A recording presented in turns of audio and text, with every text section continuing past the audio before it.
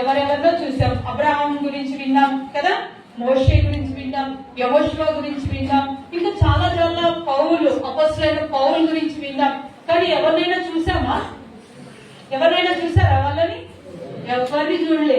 కానీ బైబిల్ చెప్తుంది కాబట్టి నమ్ముతున్నాం కదా. కానీ ఈ దైవజనుడిని చాలా మంది మన వెనకాల ఉన్న అన్న వాళ్ళు పేర్లు పెట్టించుకున్నారు. చాలా వాళ్ళ ఫాదర్స్ కూడా అందరు చూసిన వాళ్ళే. అంత పెద్ద దైవజనుడు మన మధ్యలో ఉండి మన మధ్యలో ఆయన చేసిన ప్రార్థన ఫలితమే ఇదంతా. మీలాంటి వాళ్ళందరూ ఈ జనరేషన్ లో కూడా ఏమైనారు? దేవుని దగ్గరికి వస్తున్నారు. ఈ ప్రేమ విందు, మనకు భోజనం పెడుతున్నారా? ఈ ప్రేమ విందు ఇవన్నీ ఆయన ఇచ్చిన మాదిరే. కాబట్టి మీరు ఇందాక మనం ఏం చదివినామమ్మా? మనకంటే వచనం చెప్పండి. మనకంటే ఎవరి గురించి? మన పైన ఉన్న నాయకుల గురించి, మన పైన మనకు వాక్యం బోధించిన వారి గురించి, అటువంటి వారి గురించి మనం ఖచ్చితంగా ఏం చేయాలి? జ్ఞాపకం చేసుకోవాలంట. అటువంటి దైవజనుడి గురించే ఇప్పుడు మనము వినబోతున్నాం.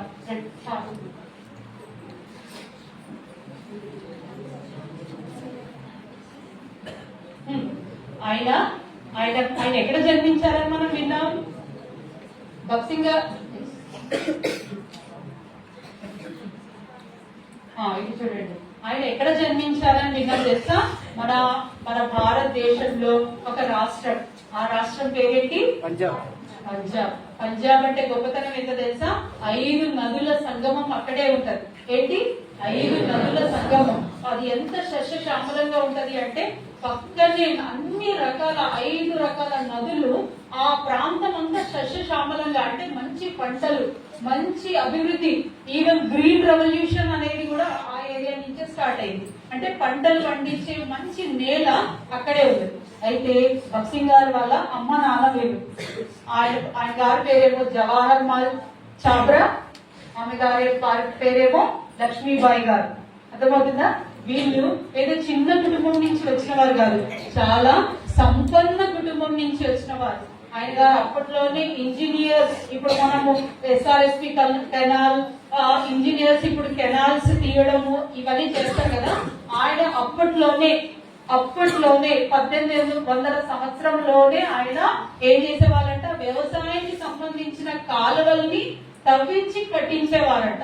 దగ్గర దగ్గర ఆయన ఉన్న ప్రాంతము, అంటే ఈయన గారు జవహర్ లాల్ చాబ్రా గారు ఆయన ఉన్న ప్రాంతంలో ఆయనకున్న సంపన్న స్థితి దగ్గర దగ్గర 35 గ్రామాలలో ఎవరికి లేదంట. అంత సంపన్నుడు. అయితే ఆ సంపన్నుడు ఏమవుతుంది అంటే వీళ్ళ తరంలో, వింటున్నారా? వీళ్ళ తరంలో 5 తరాల వరకు ఎవరికి మగపిల్లలు పుట్టలేదంట. ఎవరు పుట్టలేదు? 5 తరాలు, అంటే 5 జనరేషన్స్ కి ఎవరు పుట్టి ఉంటారు? ఆడవాళ్ళే పుట్టి ఉంటారు. అయితే ఈ భార్యాభర్తలు పెళ్ళైన 11 సంవత్సరాల వరకు ఇంట్లో పిల్లలే లేరంట. ఎక్కడ? 1900 సంవత్సరాల వరకు పిల్లలే లేరంట. 1901 అంటే 1901 ఇయర్ లో ఈమె గర్భవతి అయితే అనుకున్నారంట, ఇక కొడుకే పుడుతున్నాడు అంటే అనుకోకుండా ఎవరు పుట్టారు? ఆ అమ్మాయి పుట్టేసరికి ఎట్లాగో అప్పటి కాలంలో అమ్మాయిలకు అంత వాల్యూ లేదు, అబ్బాయిలకి బాగా వాల్యూ. ఏంటంటే వాళ్ళ జనరేషన్, వాళ్ళ తరాన్ని ముందు తీసుకొచ్చి వెళ్ళేవారు లేరు అని మీకు అంత ప్రాముఖ్యత ఇవ్వబడ్డది కదా. వీళ్ళకు కూడా అయ్యో నాకు కొడుకు లేడే అని బాగా బాధలో ఉంటే అనుకోకుండా ఆమె రెండోసారి గర్భవతి అయినప్పుడు ఒక సాధువు వచ్చాడంట. సాధు అంటే మన దగ్గర పెద్ద ఫేమస్ కాదు, కానీ ఆ నార్త్ ఏరియాలో సాధువులు అంటే ఎంత రెస్పెక్ట్ గా తీసుకొచ్చి ఇంట్లో తీసుకొచ్చి వాళ్ళకి కావలసిన ప్రతిదీ, వారానికి కాదు నెలలకి కావలసిన డబ్బు, నెలలకి కావలసిన ప్రతిదీ ఇచ్చే ఆనవాయితీ ఉంటది నార్త్ ఇండియాలో, అంటే ఉత్తర భారతదేశంలో. అయితే ఈమె గర్భవతి అయినప్పుడు ఆ సాధువు వచ్చి అన్నాడు కదా, అమ్మ నీకు పుట్టబోయే వారు ఎవరు? కుమారుడు పుట్టబోతుండు, కానీ ఆయన నీ దగ్గర ఉండడు. ఏమన్నాడు? ఆయన నీ దగ్గర ఉండడు. ఈమె అనుకున్నది కదా ఆ టైం వరకు కొడుకుంటే చాలు అనుకున్నది. కానీ అప్పుడే 1903 సంవత్సరము జూన్ 6వ రోజున ఎవరు పుట్టారు? భక్సింగ్ గారు ఈ భూమి మీదకి వచ్చారు. ఆ సమయంలో వీళ్ళ స్థితి ఎంత హైయెస్ట్ పొజిషన్ లో ఉంది అంటే కొడుకు పుట్టిండు. ఆ కొడుకుకి ఏ బర్త్డే చేయాలన్నా ఏది చేయాలన్నా చాలా ఘనంగా చేసేవారు. అయితే ఆ బక్సి గారికి ఎంత చాలా మంది సహోదరులు సహోదరులు ఉన్నారు. 5 సహోదరులు, 3 బ్రదర్స్, 3 సిస్టర్స్, 5 బ్రదర్స్ ఉన్నారు. అంత పెద్ద ఫ్యామిలీ. ఆ ఫ్యామిలీలో నుంచి వీళ్ళ అమ్మ నాన్నకి ఆయన గారంటేనే చాలా ఇష్టం. ఫస్ట్ కొడుకు కదా, ఇన్ని తరాల నుంచి 5 తరాల నుంచి ఒక్క కుమారుడు లేడంటే ఎంత ప్రేమ ఉంటది కదా తల్లిదండ్రులకి. చాలా ప్రేమ ఉంది. ఏదంటే అది ఇంకా ఇచ్చేయడం, అడిగిన తోడనే అడగకపోయినా ఇచ్చేంత ప్రేమ ఉంది. అయితే ఏమైతుంది చూడండి, ఈ పిల్లవాడు మాత్రం కొంచెం రోజు రోజుకి పెద్దవాడు అవుతాడు. ఎన్ని సంవత్సరాలు అయి ఉంటాడు ఇప్పుడు? 5 ఇయర్స్. ఒక 7 నుంచి 10 సంవత్సరాలు. కొంచెం కట్టా ఉంటే 7 నుంచి 11, 14 సంవత్సరాలు. ఈయన ఊహ తెలిసిన కానించి ఇప్పుడు మీరు ఆడినట్టు మేము ఆడినట్టు ఇట్లా రోడ్ల మీద సంతోషంగా ఫ్రెండ్స్ తో ఆడినట్టు ఎప్పుడు లేదు. అది ఎప్పుడు ఒక ఆలోచనలో ఉండేవాడు. ఈ సాధువా, సద్గురువా, దేవుడా ఏంటి అసలు, నాతో ఎవరో ఒకరు మాట్లాడాలి. వీళ్ళ దగ్గర వీళ్ళు ఎంత పూజలు పునస్కారాలు చేసేవాళ్ళంటే వాళ్ళ మతము అంటే ఏ మతం అది? సిక్కు మతము. ఆ సిక్కు మతానికి కావలసిన వాళ్ళ గురుద్వారాయే గాని ఎంత లాంఛనాలు అంటే వాళ్ళు సేవా పదం కలిగిన వాళ్ళంటే ఉచితంగా భోజనాలు పెట్టడం, ఉచితంగా ఇప్పుడు మనం ఎంతమంది దిగిపోతున్నాం అట్లా ఇవన్నీ వాళ్ళకి అలవాటుతో వచ్చినాయి, అంటే ఆచారంగా వచ్చాయి. అవన్నీ చేయడం అలవాటు. ఇంట్లో ఎప్పుడు దాన ధర్మాలు అవుతా ఉంటాయి. ఇంట్లో ఎప్పుడు గురుద్వారా దగ్గరికి పోయి ఎప్పుడు పూజలు పునస్కారాలు ఎన్నంటే అన్ని. అక్కడ పవిత్ర మందిర్ ఉంది అంటే అక్కడికి పోతారు, ఇక్కడ స్వర్ణ టెంపుల్ ఉంది అంటే అక్కడికి పోతారు. అంటే ఆచారాల విషయంలో వాళ్ళు ఎంత నిష్ఠగా ఉండేవాళ్ళు అంటే అంత నిష్ఠగా ఉండేవాళ్ళు. కుటుంబంలో ఇంత ఆచారాలు, ఇంత సేవాప్రదమైనవి, వేరే వాళ్ళకు బట్టలు ఇవ్వడమే గాని దాన ధర్మాలు చేస్తున్నా కొద్దీ ఈ పిల్లవాడు మాత్రం ఎప్పుడు ఒక ఆలోచనలోనే ఉండేవాడు. అంటే ఆటలు ఆడడం, పాటలు పాడడం మీద మనసే లేదు. ఒంటరిగా ఎక్కడో గురుద్వారా అంటే ఇప్పుడు మనం చర్చ్ అని, క్రిస్టియన్స్ కి చర్చ్ అని ఎట్లుంటుందో సిక్కు మతస్థులకు గురుద్వారా అని ఉంటది. ఇప్పుడు ముస్లింస్ కి ఏముంటది? మసీద్. అట్లా సిక్కు వాళ్ళకి గురుద్వారా ఉంటుంది. వాళ్ళు ఎంత నిష్ఠతో అక్కడికి చేతి కడుక్కొని అయినా స్నానాలు, ఎంత నిష్ఠ అంటే అంత నిష్ఠ. ఆ నిష్ఠతో పోయే వాళ్ళు ఎప్పుడు పోయి అక్కడ కూర్చోవడం, ఇక ఇలా ఎప్పుడు ఆలోచించడం ఏం జరుగుతుంది అసలు, నా లైఫ్ అంటూ ఏంటి. ఈయన గారికి ఒక కళ వచ్చేదట, మాటికి పెద్ద పర్వతం మించలి కింద పడిపోయినట్టు. అది కింద పడిపోయినట్టు గుర్తు రాగానే ఆయన చాలా భయం వేసి మనం ఎముకలు ఇరిగినంత నొప్పి, ఇరగలేదు కాదు కలనే, ఇరిగేంత నొప్పితో ఆయన రోజు రాత్రులు కేకలు వేసేవాడు. ఎందుకు కేకలు వేసినట్టు తెలిసేది కాదు, పెద్ద కేకలు. ఇప్పుడు హాస్టల్స్ లో సడన్ గా పిల్లలు వస్తారు, సడన్ గా కేకలు వేస్తే ఏం చేస్తారు మీరు? భయపడి అసలు ఆ ఫలానా అమ్మాయి గాని ఫలానా అబ్బాయి రూమ్ లోకి పోరు కదా. ఈయన కూడా సడన్ గా పెద్ద కేకలు వేయడం మొదలు పెడితే అర్థమయ్యేది కాదు. ఏంటి అసలు మేము ఇంత మంచి పూజలు పురస్కారాలు చేస్తున్నాం, ఈ పిల్లవాడి కోసం ఎంతైనా చేయడానికి రెడీ అయి ఉన్నాం, కానీ ఈ పిల్లవాడి కేకలు ఏంటి, ఎప్పుడు ఒక పరధ్యానంలో ఉండడం ఏంటి. ఆయన గారు తన మాటల్లో ఇట్లా రాస్తారు కదా పుస్తకంలో, ఏం జరుగుతుందో తెలిసేది కాదు. కానీ నాకు ఒకరిని తెలుసుకోవాలని ఉంది, ఎవరు నిజమైన దేవుడు అని వినాలని ఉంది, తెలుసుకోవాలని ఉంది. ఆయన నాతో మాట్లాడితే నాకు వినాలని ఉంది అనే ఆశ ఆయనకి ఎప్పటి నుంచి స్టార్ట్ అయింది? 7 సంవత్సరాల నుంచే స్టార్ట్ అయింది. మీకుందా అలాంటి ఆశ? ఒకవేళ లేకపోతే మీరు ఎలా రావాలో మేము కూడా చెప్తాం. అయితే చూడండి, ఆయన 7 సంవత్సరాలు క్రిస్టియన్ మిషనరీ స్కూల్స్ లోనే చదివాడు. ఎన్ని సంవత్సరాలు? క్రిస్టియన్ మిషనరీ స్కూల్స్ లోనే చదివాడు. మిషన్ స్కూల్స్ లో అప్పుడు ఎలా ఉండేది అంటే వాళ్ళన్ని బైబిల్ గురించి, ఇప్పుడు మీరు చర్చ్ కి వచ్చి ఎలా అయితే నేర్చుకుంటున్నారో స్కూల్స్ లోనే అట్లా నేర్పించేవారు. వాళ్ళకి కావాల్సినప్పుడు బైబిల్స్ ఇవ్వడం, వాళ్ళకి కావాల్సినప్పుడు క్రిస్మస్ కి హాలిడేస్ ఇవ్వడం. మిషన్ స్కూల్స్ అంటే రోజు ఉదయం మనం వేరే ప్రేయర్ చేస్తాం కదా మన స్కూల్స్ కి వెళ్ళినప్పుడు, వాళ్ళ మిషన్ ప్రేయరే, అయిపోయేటప్పుడు మిషన్ ప్రేయరే, ఇలాగ చాలా ఉండేది. కానీ ఆయన ఎన్ని చేసినా ఆ మిషన్ స్కూల్స్ వాళ్ళు చెప్పే ప్రేయరే గాని, వాళ్ళ గుంపు ఉంటది కదా ఆ గుంపులో కలవడం గాని, ఇక్కడ మామూలు అంటే ముస్లిం పిల్లలున్నా హిందూ పిల్లలున్నా వాళ్ళతో కలిసి ఉండేవాడంట. కానీ వీళ్ళతో కలవడానికి ఆయనకు అసలు ఇష్టమే ఉండేది కాదంట. అసలు అబ్బో అసలు అంత చాలా చిరాకు వచ్చేదట. వాళ్ళంటే అసలు ఆయనకి నచ్చేది కాదు. ఆయన ఆలోచన ఎట్లా ఉంది అంటే అప్పుడు 1900 ఆయన పుట్టిన సంవత్సరం 1903 కదా, 1905 సంవత్సరం పెద్ద కరువు, భారతదేశం అంతా పెద్ద కరువు వచ్చింది. ఆ కరువుకు తట్టుకోలేక అందరూ ఏం చేయడం మొదలు పెట్టారంటే క్రిస్టియానిటీ అంటే క్రైస్తవత్వంలోకి మారడం మొదలు పెట్టారు. అయితే ఈయన కూడా చిన్నప్పటి నుంచి ఒక ఆలోచన ఉండిపోయింది, ఇప్పటి వరకు జనము మారుతున్నారు అంటే మీరు చెప్పండి, ఇప్పటి వరకు జనం మారుతున్నారంటే కేవలము ఏదో డబ్బు ఆశను చూసో లేకపోతే కరువుకు తట్టుకోలేక వీళ్ళు మారుతున్నారు, కానీ వీళ్ళలో భక్తియే లేదు అని ఈయనకు ఒకలాంటి ఉక్రోషం, ఒకలాంటి జెలసీ ఆ ఫామ్ అయిపోయింది. అందుకని క్రైస్తవులను చూస్తే చాలు, ఈ బైబిల్ ఎవరైనా పట్టుకొని తిరిగితే చాలు ఏదో ఒకటి చేయబుద్ది, అంటే వాళ్ళని చికా చేయడమో లేకపోతే ఇబ్బంది పెట్టడమో అలా చేసేవాళ్ళు. అయితే ఒకసారి ఆయనకి ఏమైంది అని అంటే అక్కడ స్కూల్స్ లో సిస్టర్స్ బ్రదర్స్ లాంటి వాళ్ళు ఉంటారు కదా, టీచర్స్ రూపంలో మిషనరీ వాళ్ళు ఏదైనా 12వ సంవత్సరం ఆయన 12వ తరగతిలో మంచి మంచి మార్క్స్ తో, చాలా మంచి స్టూడెంట్ కాబట్టి మంచి మార్క్స్ తో పాస్ అయినందుకు వాళ్ళకి ఏమి ఇచ్చారు, ఆయన గారికి ఏమి ఇచ్చారట, ఆయన గారికి ఏమి ఇచ్చారు, ఇంత మంచి బైబిల్ ఇస్తే ఆయన ఉక్రోషంతో ఏం చేసిందట తెలుసా, ఏం చేశాడు చూడండి, బైబిల్ కవర్ చాలా అందంగా ఉంటది, అది బైబిల్ కవర్ మాత్రమే ఉంచి లోపల ఉన్నది చిప్పి బయట పడేశారు. ఆయనకి ఎంత ఉక్రోషం ఉంది చూడండి. బైబిల్ కవర్ చాలా బయట చాలా కాస్ట్లీగా ఉంటది కదా, అందంగా ఉంటది కదా, కవర్ మాత్రమే ఉంచి లోపలంతా ఏం చేశాడు, అంతా చిప్పి పడేశాడు. అటువంటి ఉక్రోషంతో వీళ్ళు అమ్మ మనం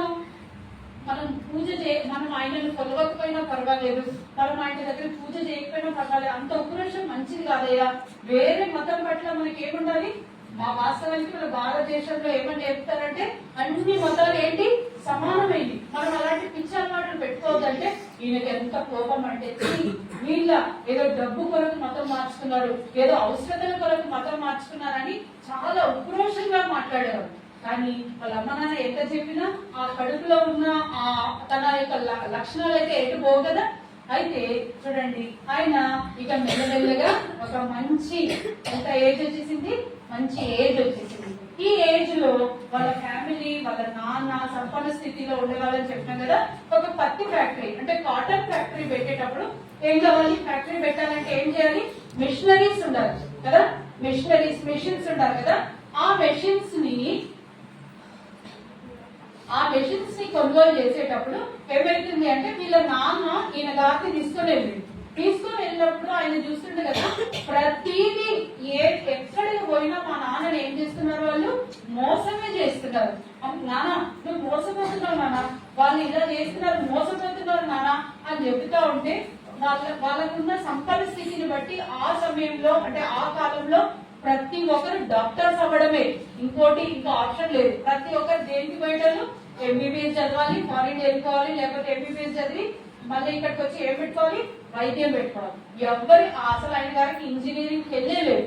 అయితే అనుకోకుండా ఒక రోజు ఏమైంది, ఈయన ఆ మెషినరీ పాడైపోయిన దానికి వెళ్ళి ఆ మెషినరీస్ కొనుగోలుకి వెళ్ళి పోతా ఉంటే దాంట్లో మోసం చూస్తుంది. ఏమని, అరే మా నాన్నని అందరు ఏం చేస్తున్నారు, మోసం చేస్తున్నారు అని చూసి ఏం చేసిండు, తన మనసులో అనుకున్నాడు, నేను ఎంబీబీఎస్ చదివి డాక్టర్ చదివిన దానికంటే మా నాన్నకు నేను హెల్ప్ఫుల్ గా ఉంటా, ఎలా అయితే ఇంజనీర్ అయితే నేను హెల్ప్ఫుల్ గా ఉంటా, కానీ ఇంజనీరింగ్ చదవాలని ఉన్నది అని అనుకున్నాడు. ఇప్పుడు మంచి ఎంత యంగ్ ఏజ్ వచ్చింది కదా, అంటే ఇంటర్మీడియట్ అయిపోయింది, ఇప్పుడు యంగ్ ఏజ్ రాగానే ఆయనకి ఏం కోరిక వచ్చింది, ఇంజనీరింగ్ చదవడానికి.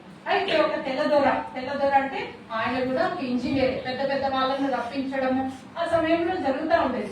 అయితే ఆ పెద్ద ఇంగ్లీష్ ఇంజనీర్ దగ్గరికి పోతే వాళ్ళ నాన్నతో ఈయన అంటాడు కదా, ఈ పిల్లవాడు ఇంత పెద్దవాడు అయిపోయాడు, చాలా జ్ఞానంగా ఉన్నాడు, నువ్వెందుకు ఇంజనీరింగ్ ఇక్కడ చదివించిన దానికంటే ఎక్కడ చదివచ్చు, మా దగ్గర ఫారిన్ లో చదివించచ్చు కదా అంటే వాళ్ళ నాన్న అంటాడు కదా, నేను అసలు ఫారిన్ పోవడం నాకు అసలు ఫారిన్ పంపించడం నాకు అసలు అవసరమే లేదబ్బా, మాకు కావాల్సిన డబ్బు ఉంది, కావాల్సిన ప్రతిదీ ఉంది, మాకు అసలు అవసరం లేదు అంటే ఈయన మనసులో ఏముంది, పర్ఫెక్ట్ అండ్ మంచి ఇంజనీర్ కావాలంటే ఫారిన్ పోయి చదువుకుంటేనే ఏమవుతాం, మంచి ఇంజనీరింగ్ వస్తుంది, మంచి జ్ఞానం వస్తుంది, మా నాన్న చుట్టుపక్కల జరుగుతున్న ప్రతి మోసం అరికట్టగల చేయగలుగుతా అనే ఫీలింగ్ లో నాన్న నేను వెళ్తా అంటే వాళ్ళ నాన్న అంటాడు కదా అస్సలు లేదు అని అనగానే ఆయన కొంచెం ముఖం ఏం చేసుకుంటాడు, చిన్నప్పటి నుంచి అలవాటు ఉంది కదా, ఏం అలవాటు, ఆయన అడిగిందల్లా ఇవ్వడమే వాళ్ళ అమ్మ నాన్నకి.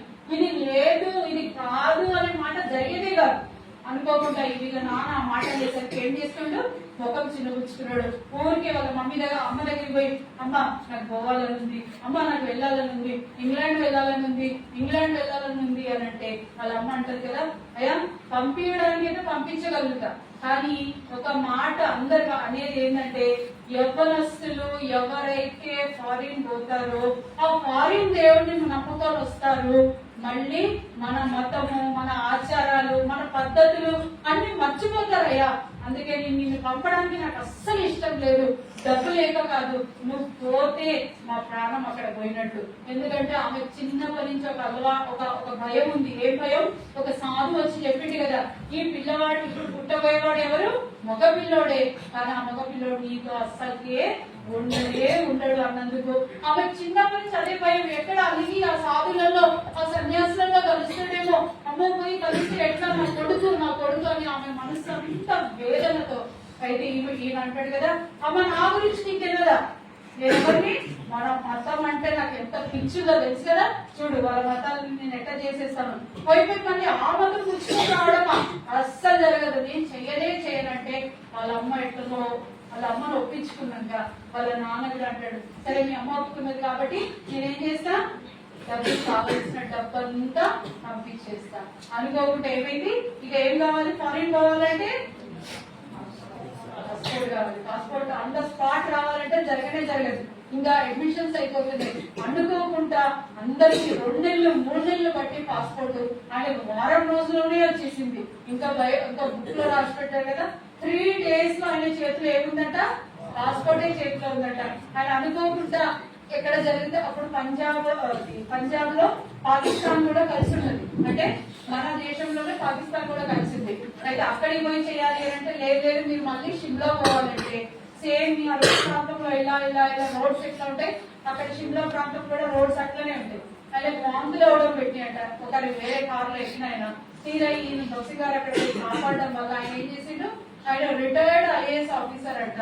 సింపుల్ గా ఆయనకి ఏం చూపించేసిండు, విత్ ఇన్ 3 days లోనే, అంటే 1 week లో ఆయనకు అన్ని పేపర్ వర్క్స్ అన్ని అయిపోయి చేతికి వచ్చే వరకు ఇంగ్లాండ్ పోవడానికి ఎంత విత్ ఇన్ 1 week లో ఆయన ప్రయాణం అయిపోయి చూడండి చాలా సంతోషంగా ఎట్లా ఉన్నాడు, బహు నిష్ఠతో.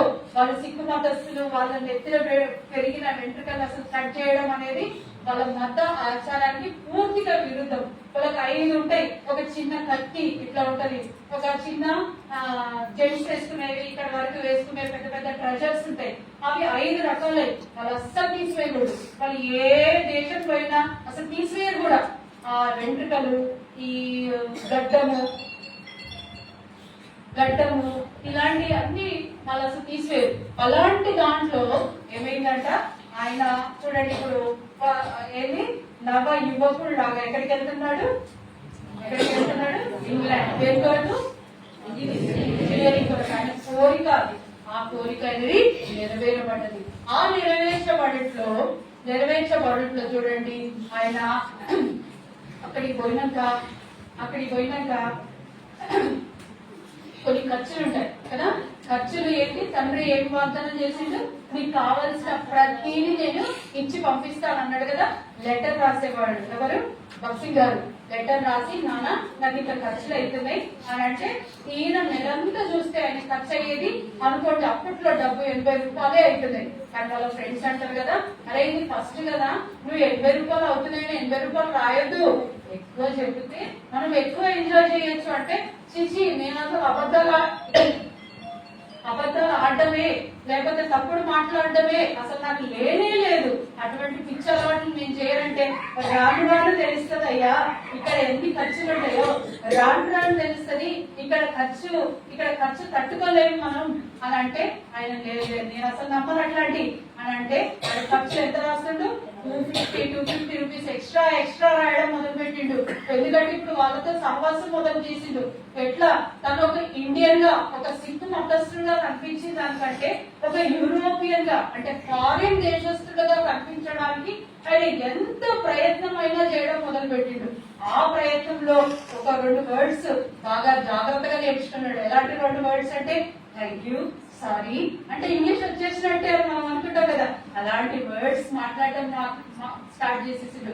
ఎంత మంచిగా టై కట్టుకోవడం, షూ వేసుకోవడం, కనీసం మన స్కూల్కి వెళ్ళేటప్పుడు షూ కూడా తుడుచుకునే అలవాటు లేదు ఇక్కడ. అక్కడ షూ తుడుచుకోవడం మంచిగా నీట్ గా, ఎలా నీట్ అండ్ ఏమిటి టైడీగా అలవాటు చేసుకోవడం మొదలు పెట్టింది. ఎందుకు? ఆయన ఎప్పటికైనా నా దగ్గర చాలా డబ్బు ఉంది, నేను వీళ్ళకంటే నేను ఏ విషయంలో తక్కువ కాదు అని చూపించుకోవడమే.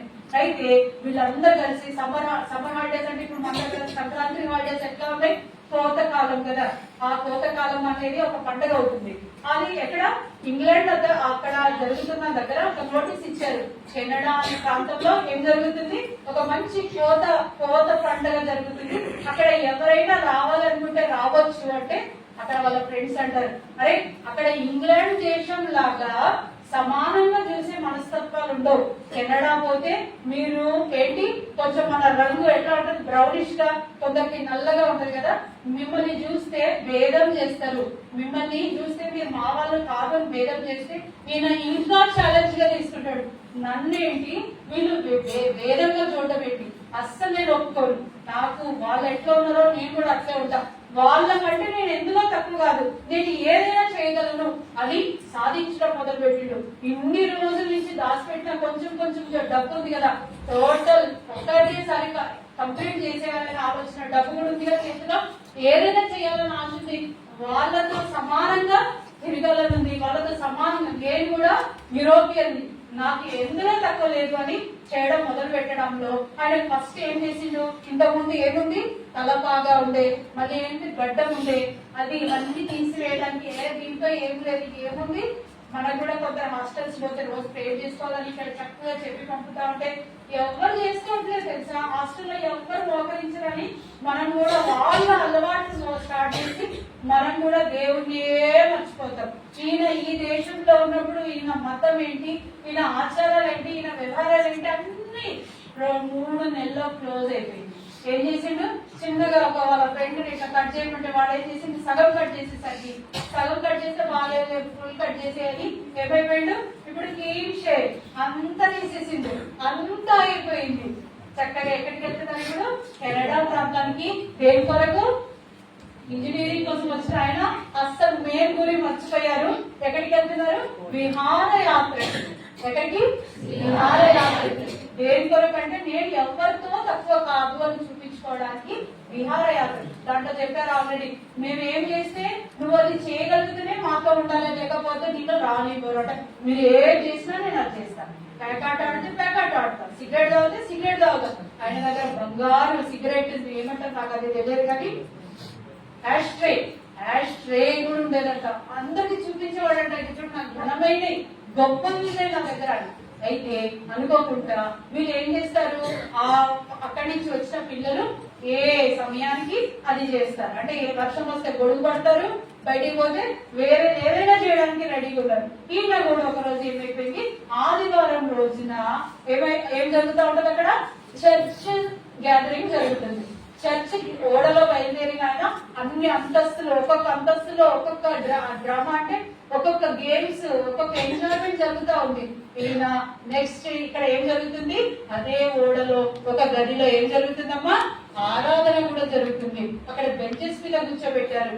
బెంచెస్ మీద కూర్చోబెట్టుకుంటే ఈయనకు అస్సలు ఆల్రెడీ చెప్పినాం కదా ఆయనకి ఎట్లా ఉంది, ఆయన గారికి చాలా కోపం.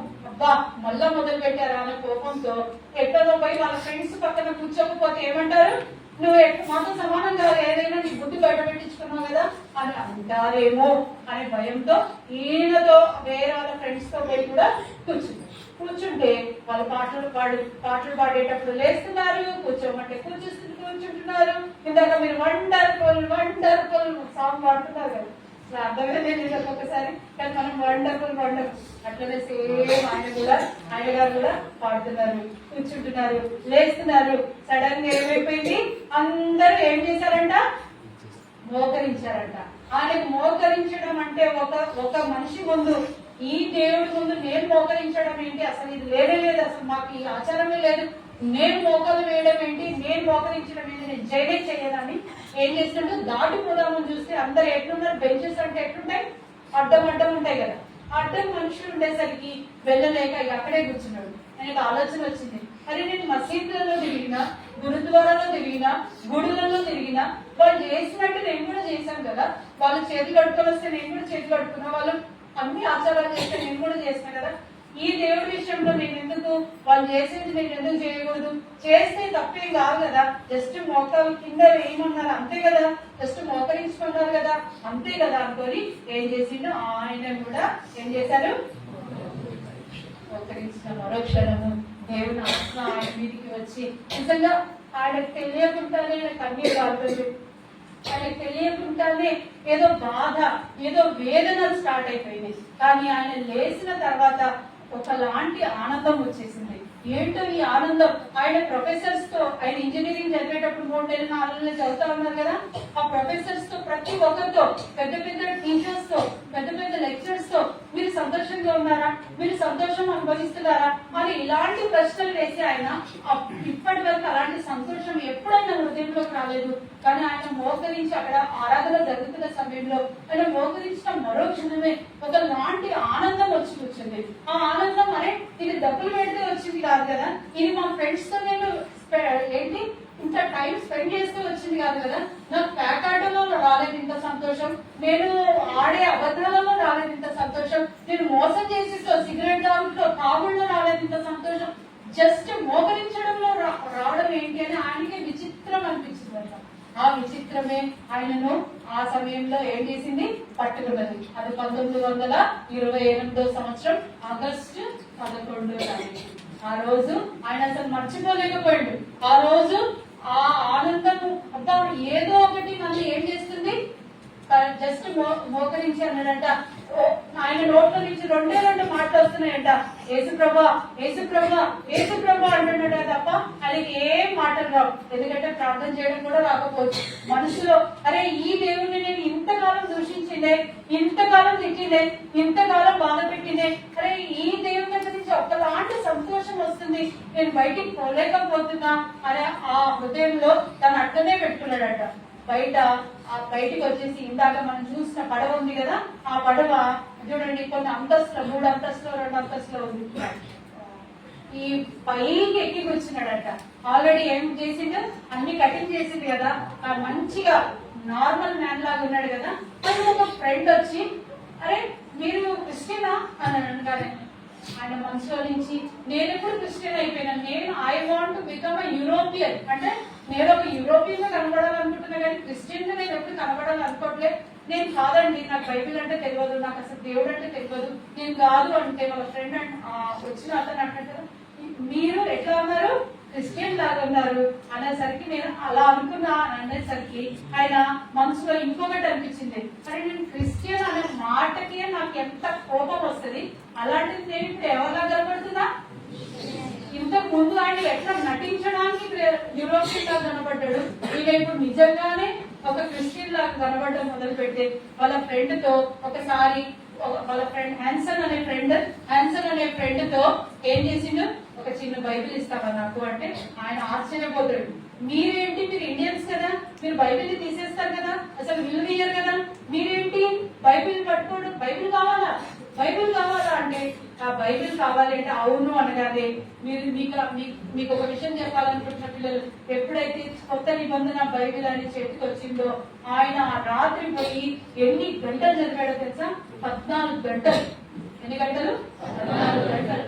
రాకపోయినా చదవడం మొదలు పెట్టాడు. ఆ చదివితే దేవుడు ఒకసారి యోహాను సువార్తకు వచ్చిండు. యోహాను సువార్తలో ఈ మాట ఏముంటది,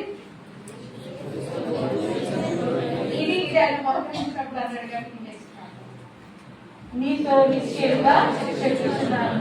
ఈ మాట వినగానే ఎవరు చెప్తున్నారు, నాతో ఎవరు మాట్లాడుతున్నారు, సంబడి స్పీకింగ్ విత్ మీ, ఎవరో నాతో పలుకుతున్నారు. ఆ రోజు తను మోకరించి అడిగాడు, ప్రభా నాతో మాట్లాడవా, నువ్వు ఎవరితోటో పలికినట్టున్నాయి కదా, చెప్పుచున్నానంటే ఎవరు చెప్పలేరు కదా, కేవలం మీరు మాత్రమే చెప్పగలరు కదా, నాతో మాట్లాడండి అని ఆయన ప్రభు దగ్గర ఏం చేశారు, వేడుకున్నారు. మనం ఈ 40 భాగం రేపు విందాము. ఆ ప్రభు తనతో మాట్లాడాలి అని కోరిక ముందు ఆయన ప్రభు కంటే ముందు ఈయనే ఏం చేస్తున్నారు, నాతో మాట్లాడాల.